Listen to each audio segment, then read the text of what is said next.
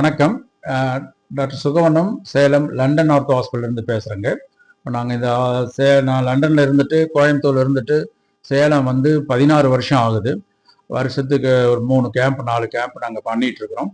இது வந்து எங்கள் அப்பாவோட நினைவாக இந்த தடவை ஸ்பெஷலாக பண்ணுறோம்.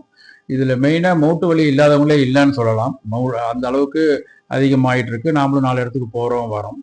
அதில் பல காரணங்கள் இருக்குது. ஒன்று தேய்மானம், இன்னொன்று வந்து மூட்டு எலும்பு வீக் ஆகிறதுனால.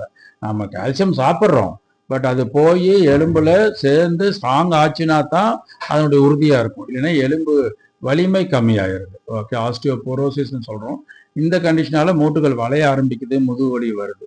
ஸோ இதை மெயினாக முன்னிட்டு 50 வயசுக்கு மேலே குறிப்பாக பெண்கள் மாதவிடாய் முடிஞ்சதுக்கு அப்புறம், மெனோபாஸுக்கு அப்புறம் இந்த பிரச்சனை அதிகமாக இருக்கிறதுனால இதை பண்ணுறோம்.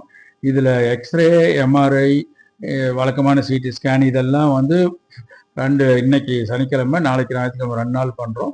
பாதி ரேட்டுக்கு பண்ணுறோம் எங்கள் ட்ரஸ்ட் மூலம். அதை டெக்ஸா அப்படின்னு போன் மினரல் டென்சிட்டி ஹோல் பாடிக்கு, உச்சந்தலையிலேருந்து உள்ளங்கால் வரைக்கும் நாம் சாப்பிட்றோம் கால்சியம், பட் எலும்பு எவ்வளவு வீக்காக இருக்குது அப்படின்னு பார்த்துட்டு வெறும் கால்சியம் மட்டுமா, இல்லை கூட விட்டமின் டி சாப்பிட்ணுமா, கூட நாம் அதை ரொம்ப கம்மியாக இருந்ததுன்னா அதுக்குன்னு ஒரு உரம் போடுற மாதிரி 70 வயசுக்கு மேலே இருக்கிறவங்களுக்கு தான் இப்போ கவர் ஆகுது. ஸோ 70 வயசுக்கு மேலே இருக்கிறவங்களுக்கு அதில் காப்பீட்டு திட்டத்தில் பண்ணலாம். தனியார் துறையில் வந்து நிறைய இன்சூரன்ஸ் போடுறாங்க. ஆமாம், அதில் இப்போ அரசு ஊழியர்கள், அரசு பென்ஷனர்ஸ், இவங்க ஃபேமிலிக்கு, அதாவது ஹஸ்பண்டு ரிட்டையர் பென்ஷனாக இருந்தாலும் ஒய்ஃபுக்கும் கவர் ஆகும். அவங்களுக்கெல்லாம் முழுக்கவே கவர் ஆகும், இம்மிடியட்டாக வந்துடும். தனியார் துறை பிரைவேட் இன்சூரன்ஸில் 2-3 வகை. நாம் தனியாக போடுறோம், இன்னொன்று குழுமத்திலேயே போடுவாங்க. இப்போ வந்து ஒரு கம்ப்யூட்டர் வேலையில் ஒர்க் பண்ணுறாரு மெட்ராஸ்லையோ பெங்களூர்லையோனா அவங்க முழு குடும்பத்துக்கே போடலாம். அதுலேயே 100% கவர் ஆகும்.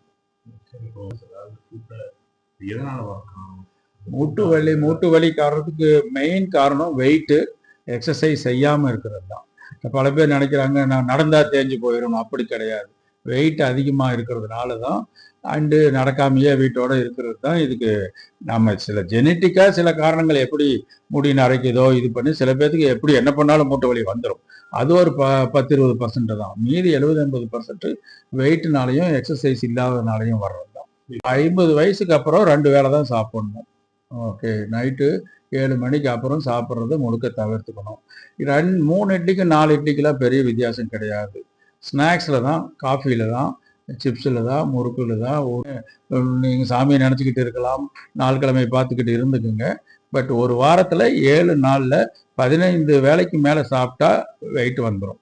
40 வயசு வரைக்கும் நீங்கள் ஓகே முன்ன பின்ன சாப்பிட்லாம், ஓடலாம், ஓடியாரலாம். 40 வயசுலேருந்து 2 வேளை தான் சாப்பிடணும். 3வது வேலை வந்து குறைச்சிக்கணும். காஃபி, டீ இதெல்லாம் 40 வயசுக்கு அப்புறம் பிளாக் காஃபி, சுகர்லேயும் மில்க்லேயும் தானே வெயிட் வருது. அதனால் அந்த மாதிரி கொஞ்சம் கொஞ்சமாக எல்லாத்துலேயும் அளவு குறைக்கணும். மெயினாக சாப்பிட்லாம், ஸ்வீட் சாப்பிட்லாம், நான்வெஜ் சாப்பிட்லாம், உங்களுக்கு பிடிச்ச உணவுகள் தாராளமாக சாப்பிட்லாம். அளவாக சாப்பிடணும். ஒரு வேளை 2 வேளை தான் சாப்பிடணும்.